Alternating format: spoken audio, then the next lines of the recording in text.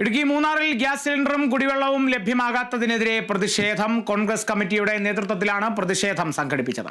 മൂന്നാർ ഇക്കാനഗറിൽ നടന്ന പ്രതിഷേധം block Congress president G Vijayakumar ഉദ്ഘാടനം ചെയ്തു. കഴിഞ്ഞ 1.5 മാസക്കാലമായി ഇക്കാനഗർ മേഖലയിൽ ഗ്യാസ് സിലിണ്ടർ വിതരണം നിലച്ചിരിക്കുകയാണ്.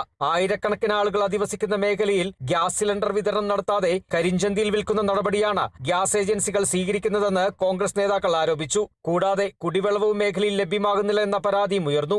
കുടിവെള്ളവും ഗ്യാസ് സിലിണ്ടർ വിതരണവും കൃത്യമായി മേഖലയിൽ നടപ്പിലാക്കിയില്ലെങ്കിൽ അതിശക്തമായ സമരം സംഘടിപ്പിക്കുമെന്നും സമരം ഉദ്ഘാടനം ചെയ്ത block Congress president G Vijayakumar പറഞ്ഞു.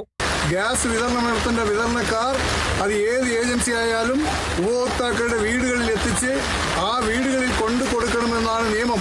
ഗ്യാസ് വിതരണക്കാർ കരിഞ്ചന്തയിൽ ഗ്യാസുകൾ വിറ്റുകൊണ്ട് ഇത്തരത്തിൽ കാണിക്കുന്ന അലംഭാവത്തിനെതിരെയാണ് ഈ സമരം. കഴിഞ്ഞ 5 വർഷക്കാലമായി ഇരിക്കുന്ന പഞ്ചായത്ത് മുമ്പ് ഇതേവരെ ഒരു കുടിവെള്ളത്തിന് വേണ്ടി ഒരു പദ്ധതി നടപ്പിലാക്കുവാൻ കഴിഞ്ഞിട്ടില്ല. വാർഡ് പ്രസിഡന്റ് സാമിന്റെ നേതൃത്വത്തിലായിരുന്നു പ്രതിഷേധ സമരം സംഘടിപ്പിച്ചത്. DCC general secretary G Muniyandi, INTUC regional president D Kumar, Munnar മണ്ഡലം പ്രസിഡന്റ് സി നെൽസൺ, മണ്ഡലം മഹിളാ president Mahalakshmi, ward secretary Prabhu, treasurer Nagaraj, Jacqueline Mary, youth Congress president Riyas തുടങ്ങിയവർ പരിപാടിയിൽ പങ്കെടുത്തു.